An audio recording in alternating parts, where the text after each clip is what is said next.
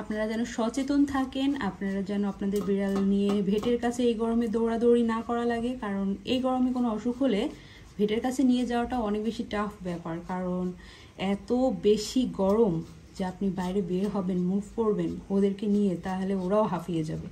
Hello everyone, আসসালামু আলাইকুম। কেমন আছেন সবাই? আশা করি সবাই অনেক অনেক ভালো আছেন। তো এই তীব্র গরমে বিড়ালদেরকে যত্ন নেওয়া খুবই জরুরি একটা বিষয়। আর এই গরমে আমাদের যেমন অসুস্থ লাগে, হয়রান লাগে, অনেক বেশি গরম লাগে, তো আমরা অনেকবার কি করি, পানি খাই, শরবত খাই, স্যালাইন খাই, নানান রকম জিনিস খেতে পারি আমরা আর কি, আমরা তো মানুষ।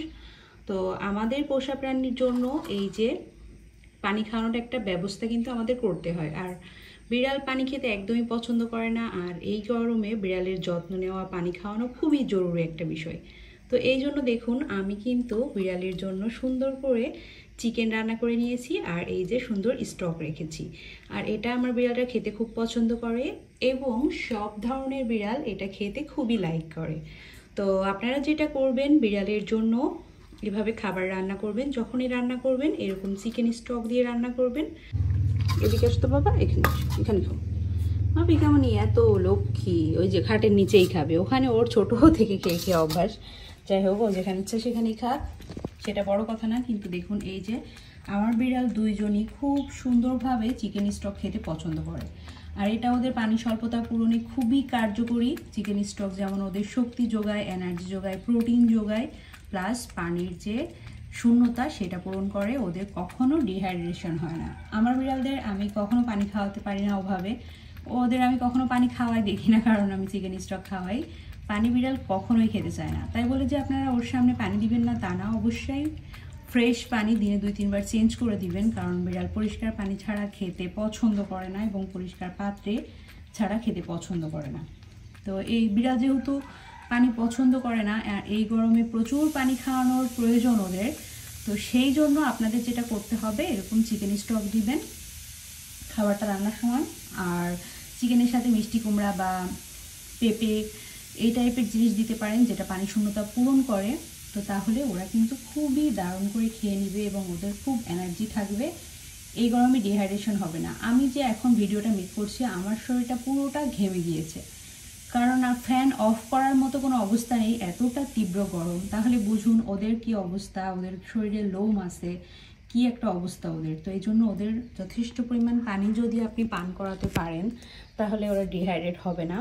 আর এই তীব্র গরমে যদি দেখেন আপনার বিড়াল জিভ বের করে হা করে হাঁপাচ্ছে, বা লাল হয়ে গিয়েছে নাক, মুখ, হাত পা, তাহলে অবশ্যই সুন্দর করে ঠান্ডা পানি কাপড়ে ভিজিয়ে ওদের মুছিয়ে দিবেন। আর মাসে 2-3 বার, 4 বার, এই গরমে 4 বার মাসে আপনারা গোসল করাতে পারবেন, কোনো সমস্যা নাই। কিন্তু অবশ্যই কুসুম গরম পানি দিয়ে গোসল করাবেন, ঠান্ডা পানি দিয়ে না। আর একটা জিনিস আপনাদেরকে আমি ভালোভাবে বলে রাখি, সেটা হচ্ছে আপনারা যদি মনে করেন যে বিড়ালের তো গরমের দিন ঠান্ডা খাবার দিলে কোনো প্রবলেম নাই, এই ভুলটা কোনো সময় করবেন না। অবশ্যই অবশ্যই বিড়ালকে কুসুম গরম খাবার বা রুম টেম্পারেচারের খাবার দেওয়ার চেষ্টা করবেন। কারণ হচ্ছে ফ্রিজ থেকে ঠান্ডা খাবার বের করে কোনো সময় খেতে দিবেন না। কারণ আমাদের যেমন মানুষের কি হয়, এই গরমে ঠান্ডা গরম লেগে যায়, ওদেরও কিন্তু সেম হয়। আর বিড়ালদের এই গরমে ফ্লু হতে পারে। তো এই জন্য আপনারা সচেতন থাকবেন আপনাদের বিড়ালদেরকে নিয়ে, আর সুন্দর করে ওদের খাবারের দিকে নজর রাখবেন। চিকেনটা বেশি দেওয়ার চেষ্টা করবেন, কারণ চিকেন খেলে ওদের দীর্ঘ সময় শরীরে অনেক বেশি এনার্জি থাকে। টুকুসমণি, কি মা? হ্যাঁ, তুমি খাবে চিকেন? মাম্মা খাচ্ছে, তোমাকে দিব মা? হ্যাঁ, তোমাকে দিব। তো ওদের দীর্ঘ সময় এনার্জি থাকে, যার কারণে আপনারা চিকেনটা বেশি দেওয়ার চেষ্টা করবেন। ফিশও দিবেন, ভাতও দিবেন, কোনো সমস্যা নাই। তো ওদের দিকে বিশেষ খেয়াল রাখবেন, বিশেষ যত্ন রাখবেন। এই গরমটা ওদের জন্য খুবই ভয়ঙ্কর, আমাদের জন্য যেমন ঠিক ওদের জন্য। তো দেখুন চিকেনটা কি সুন্দর করে আমার পিতামণি খেয়ে নিল। এখন টুকুসমণিকেও দিব, ও খাবে। তো আপনারা সবাই ওদের জন্য অনেক অনেক দোয়া করবেন, আর আপনাদের বিড়ালদের প্রতি সচেতন থাকবেন, সুন্দর থাকবেন, গোসল করিয়ে দিবেন। বেশি গরম লাগলে হাত পা সুন্দর করে মুছিয়ে দিবেন, নাক মুখ মুছিয়ে দিবেন, শরীরটা ঠান্ডা পানি দিয়ে কাপড় ভিজিয়ে চিপে ফেলে সুন্দর করে মুছিয়ে দিবেন। বারে বারে মুছে দিতে পারেন, তাহলে কিন্তু ওদের শরীরে এনার্জি থাকবে এবং ওরা সুস্থ স্বাভাবিক থাকবে। তো আমি এইভাবে আমার বিড়ালদেরকে সবসময় যত্ন নিই, এবং ওরা ডিহাইড্রেট হয় না, বেশ সুস্থ স্বাভাবিক থাকে। আপনারা দেখতেই পারেন, আল্লাহর রহমত অবশ্যই। তারপরে একটু নিজেদের কেয়ার নেওয়ার ব্যবস্থা করতে হবে এবং কেয়ার নেওয়ার বিষয়টা অবশ্যই ইম্পর্টেন্ট।